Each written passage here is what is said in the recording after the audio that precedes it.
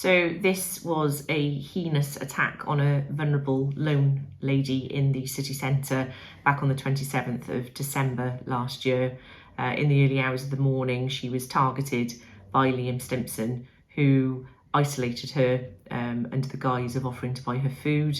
He took her to a secluded location in the city centre, just under the bridge before Callaghan Square. There he assaulted her, profoundly inflicting really serious facial injuries. He raped her, he threatened her, he bullied her, he humiliated her.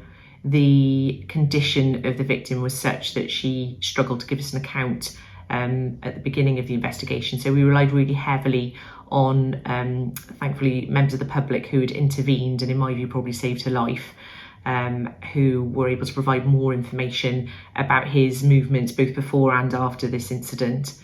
And I would really want to emphasise the professionalism and dedication of the officer in this case, the investigation team and the forensic imaging officer in producing a product capable of being presented at court.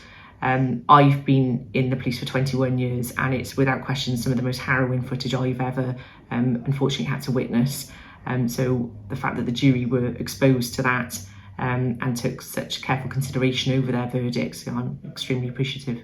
The victim in this case has complex vulnerabilities. She typically doesn't have a voice, but we take violence against women and girls incredibly serious regardless of who the individual is involved, because we want to protect people from sadistic perpetrators like Liam Stimpson.